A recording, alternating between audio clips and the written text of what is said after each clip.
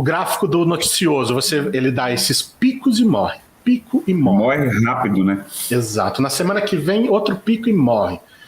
O Evergreen, ele tem esse efeito de cauda longa, né? A cauda do gráfico, ela vai se esticando, né? Ela vai diminuindo o engajamento, mas ela demora para morrer.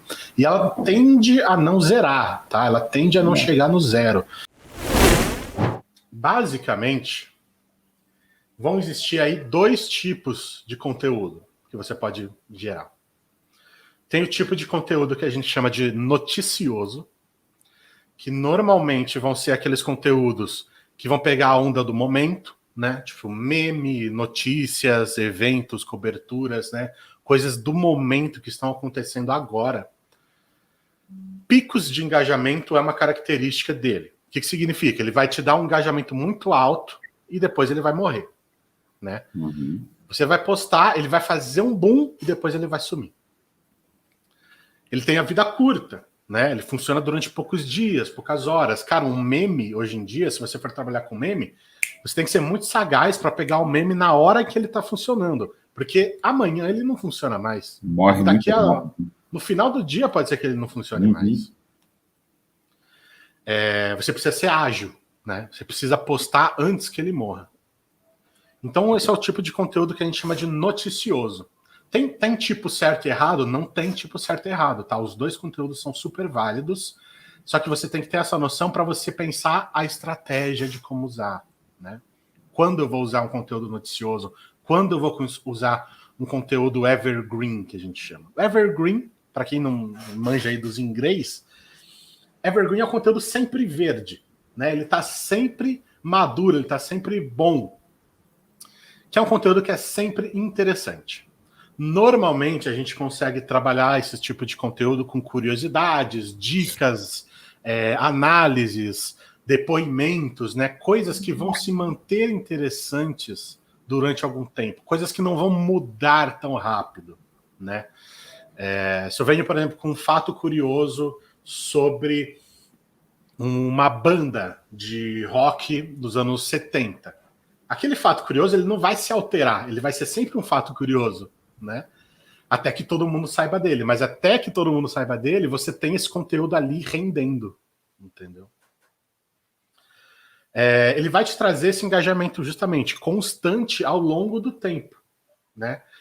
Ele pode não te dar um engajamento super legal no primeiro dia e depois morrer, mas ao longo da semana ele pode até superar o conteúdo noticioso. Então ele vai te dar esse engajamento meio médio, porém constante. Todos os dias vai ter alguém vendo. E eu vejo isso lá no meu podcast, né? Eu tenho, como eu disse, eu tenho um podcast, o Taverna Online, a gente fala sobre RPG. A gente tem esse podcast já faz 1 ano e alguns meses, 2, 3 meses, e todos os dias tem alguém ouvindo todos os episódios.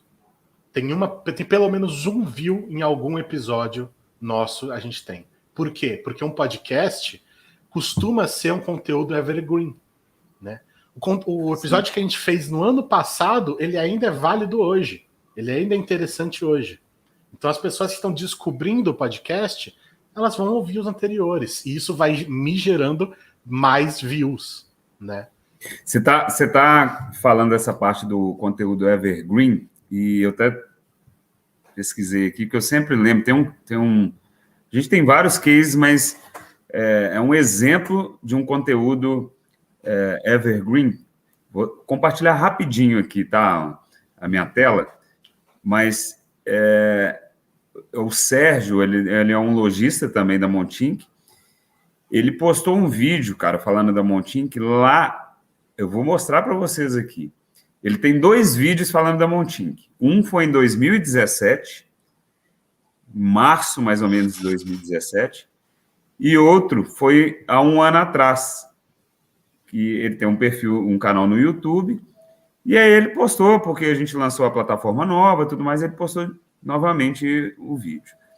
Cara, olha só o que é um conteúdo e o que é um exemplo de evergreen e orgânico, né? Olha quantos views tem esse primeiro vídeo. 620 mil visualizações. Uhum. Há 4 anos, olha só. E aqui ele tem mais um vídeo, que é o do ano passado, já está com 165 mil visualizações. E assim, o canal dele tem 300 mil inscritos, ok, mas nessa época, que há 4 anos atrás, ele tinha 50 mil seguidores e tudo mais. Aqui está o que eu achei na Ao web. Google. Mas, enfim. Mas é exatamente isso.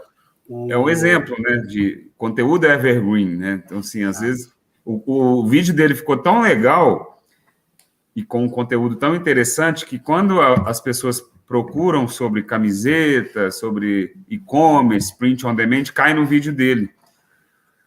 620 mil visualizações. O que ele gastou para fazer isso, né? Tem a ver aqui com o que você está dizendo, né? Conteúdo orgânico, né? Exato. O conteúdo tem muito a ver também com sobre o que eu sei falar, sobre o que eu quero falar, né? E sobre o que o meu público quer ouvir também, né? É justamente isso. O que eu sei fazer, o que eu gosto de fazer e o que o meu público quer ouvir. Por isso que eu disse lá no começo que eu acho que essa live está num momento muito legal, que veio depois da live do William. Porque tudo vai começar lá no seu planejamento de branding, né? Que é definir a sua identidade de marca. E, cara, isso é muito legal, porque são conteúdos evergreens que eles vão se cruzando, né? A cauda longa, que a gente chama, vou explicar logo mais, elas vão se intersectando, né? Então você acaba tendo muitos views dentro do conteúdo Montink nesses vários vídeos espalhados. Então é uma estratégia muito legal. É uma estratégia muito boa da Montink. O evergreen, ele tem essa vida longa, né? Porque ele continua efetivo mesmo depois do momento da postagem, diferente do noticioso. E ele pode ser postado com mais planejamento. O noticioso cara, tá bombando esse meme aqui, vamos fazer uma brincadeirinha e vamos postar. O evergreen não, você pensa, você fala, poxa, dia 12 de junho é dia dos namorados.